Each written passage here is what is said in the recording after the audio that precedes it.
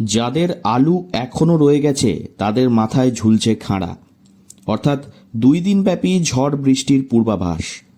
এই ঝড় বৃষ্টি হলে যেসব কৃষকরা মাঠের আলু এখনো তুলতে পারেননি তারা চরম বিপদে পড়তে পারেন। গোটা বাঁকুড়া জেলা জুড়ে চলছে আলু গুদামজাত করার প্রক্রিয়া। কোল্ড স্টোরেজগুলির সামনে পড়েছে ট্র্যাক্টরের বিশাল লাইন। এই মতো অবস্থায় একটি বড় অংশের কৃষকদের আলু পড়ে রয়েছে মাটির তলায়।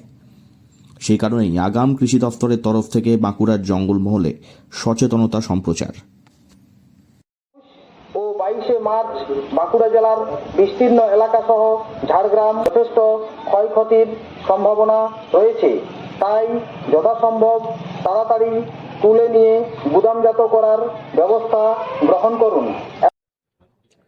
প্রচন্ড সারাদিন গরম ছিল, কিন্তু ঝড় বৃষ্টিটা হলো মানুষের যতটা আরাম হচ্ছে তাতে ক্ষতি হলো আলু চাষিদের জন্য।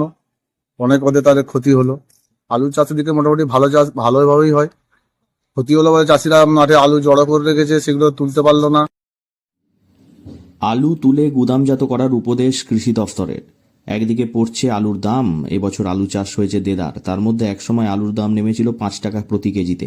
সুফল বাংলার তরফ থেকে কিছু আলু কেনা হয় 10 টাকা কিলো দামে। তার মধ্যে মাথার উপর খাঁড়ার মতো ঝুলছে প্রকৃতি, আর তার মাঝেই যদি শেষ বেলায় আলু তুলতে না পারেন চাষিরা তাহলে বেদম ক্ষতি। সেই জন্য তড়িঘড়ি মাঠে আলু তুলতে দেখা গেল কৃষকদের। হাতে লাঙল নিয়ে জমি থেকে তোলা হচ্ছে আলু।